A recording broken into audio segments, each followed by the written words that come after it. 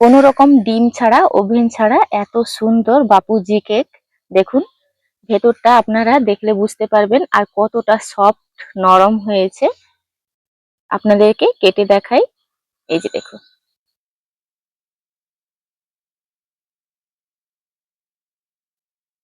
নমস্কার বন্ধুরা, আমার চ্যানেলে আপনাদের সবাইকে স্বাগত। আজকে বানাবো ছোটবেলার বাপুজি কেক।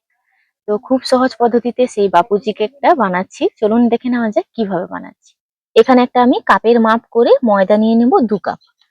আর কেক বলুন, ব্রেড বলুন, এগুলোর ক্ষেত্রে একটু ময়দাটা ভালো মানের নিতে হবে। তো আমি এখানে প্যাকেট ময়দাটা ব্যবহার করছি।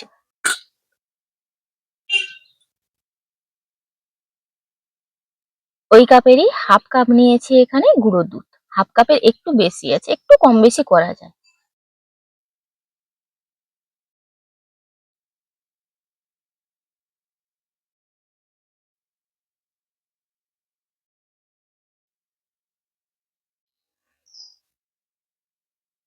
এই যে দেখুন, দুধ আর ময়দাটা চেলে নিয়েছি স্ট্রেনারের সাহায্যে, যাতে কোনোভাবে দানা না থাকে।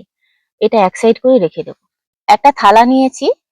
আমি বাপুজি কেকে সাধারণত যেগুলো প্রয়োজন হয় সেগুলোই ব্যবহার করছি। নিয়েছি টুটি ফুটি, মিক্স টুটি ফুটিটা নেই, আমার কাছে রেড কালারটা ছিল, তার জন্য আমি এখানে রেড কালারটাই ব্যবহার করছি। নিয়েছি কিশমিশ, আর নিয়েছি বাদাম, আর নিয়ে নিচ্ছি খেজুর। মোরব্বার পরিবর্তে আমি এখানে খেজুর ব্যবহার করেছি। 1 চামচ ময়দা মিক্স করে নিয়েছি। এতে করে কি হবে, সমস্ত ড্রাই ফ্রুটস গুলো সমানভাবে চারদিকে কেকের মধ্যে ছড়িয়ে থাকবে, নিচের দিকে থিতিয়ে যাবে না। এখানে আমি নিয়ে নিচ্ছি টক দই। যেহেতু আজকের কেকটা আমি ডিম ছাড়া বানাবো, তার কারণে এই 2 টেবিল স্পুন বা হাফ কাপ টক দই নিচ্ছি।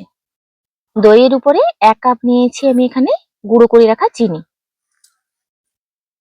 হাফ কাপ নিয়ে নিচ্ছি এখানে সানফ্লাওয়ার অয়েল।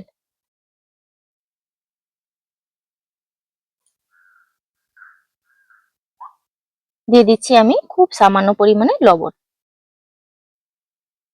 হাফ টিস্পুন দিয়ে দিচ্ছি ভ্যানিলা এসেন্স। স্যান্ডউইচ দিয়ে খুব ভালোভাবে এগুলো আমি মিশিয়ে নেব।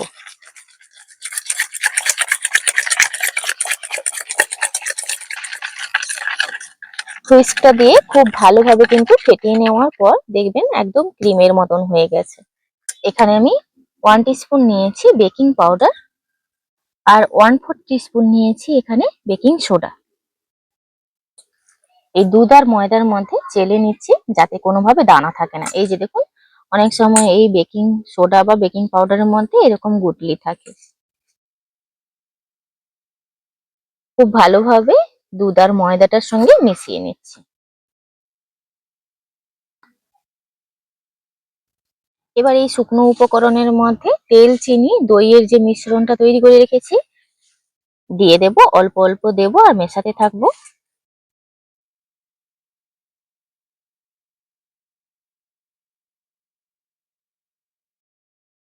খুব ভালোভাবে এটা মিশিয়ে নেব।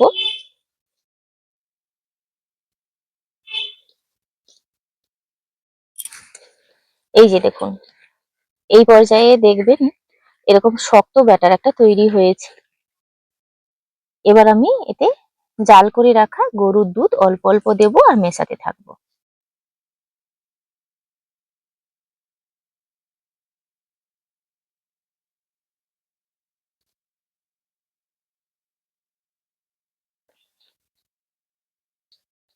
একসঙ্গে বেশি করে দিয়ে দিলে কিন্তু মেশাতে অসুবিধা হবে। অল্প অল্প দিচ্ছি, যতটুকুনো প্রয়োজন দুধের ততটুকুনই কিন্তু ব্যবহার করব। এই যে দেখুন, ব্যাটারের ঘনত্বটা ঠিক এইভাবে রাখতে হবে। আর কতটা স্মুথ হয়েছে আপনারা দেখে নিশ্চয়ই বুঝতে পারছেন। এটা এক সাইড করে রেখে আমি কেক টিনটা তৈরি করে নেব। এরকম একটা কেক টিন নিয়েছি, অল্প একটু তেল নিয়ে নিলাম, সারা গায়ে তেলটা এইভাবে ব্রাশ করে নিচ্ছি।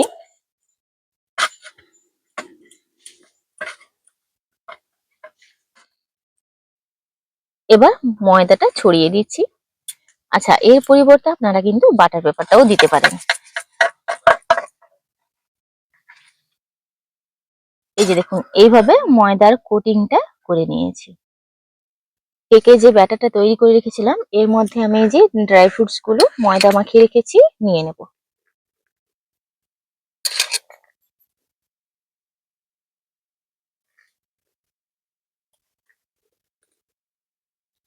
এবার আলতো হাতে মিশিয়ে নেব।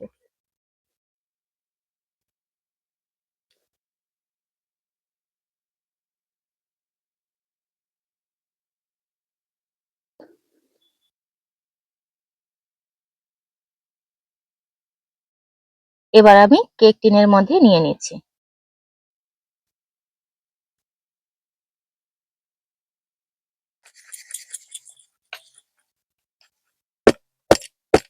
এইভাবে একটু ঝাঁকিয়ে নিচ্ছি। এই যে, আগে থেকে কড়াইটা আমি প্রি হিটের জন্য বসিয়ে রেখেছিলাম। সরাসরি দিয়ে আমি এটা ঢাকা দিয়ে দেবো। এবার একটা উঁচু গামলি আমি এইভাবে ঢাকা দিয়ে দিচ্ছি, যাতে খুব ভালোভাবে কভার হয়ে থাকে। কেকটা যেহেতু খুব বেশি বড় নয়, তার জন্য কিন্তু 40 থেকে 45 মিনিটের মধ্যে এটা খুব ভালোভাবে হয়ে যাবে। তো আপনাদেরকে আমি 40 থেকে 45 মিনিট পর দেখাচ্ছি। পুরো 45 মিনিট পর আপনাদেরকে দেখাচ্ছি, ঢাকনাটা খুলে একটা কাঠি দিয়ে আমি চেক করে আপনাদেরকে দেখিয়ে দিচ্ছি। গামলাটা তুলে আমি একটা থালা দিয়ে দিয়েছিলাম।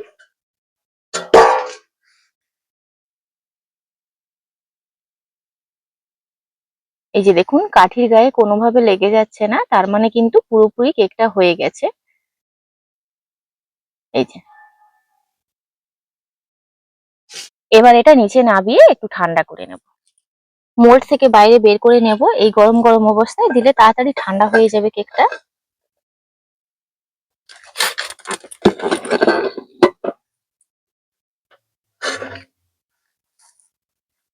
দেখুন কালারটা কত সুন্দর এসছে, কোনোভাবে পুড়েও যায়নি।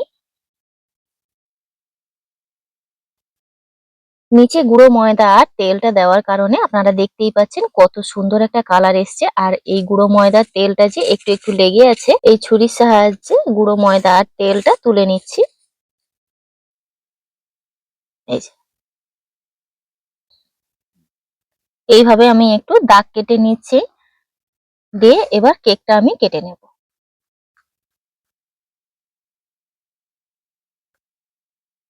সমানভাবে আমি দাগটা কেটে নিয়েছিলাম, দিলে সমানভাবে কাটা যাবে।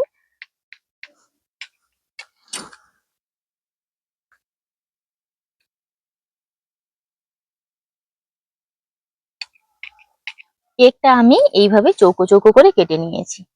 আপনাদেরকে দেখাই, এই যে দেখুন কেকটা কতটা স্পঞ্জি হয়েছে আর কতটা ভেতর থেকে জালিদার হয়েছে।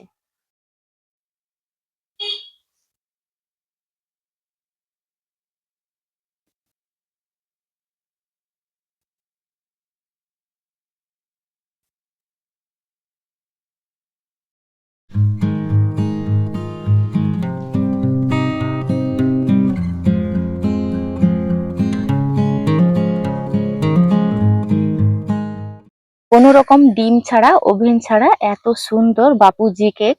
দেখুন ভেতরটা আপনারা দেখলে বুঝতে পারবেন আর কতটা সফট নরম হয়েছে। আপনাদেরকে কেটে দেখাই, এই যে দেখুন।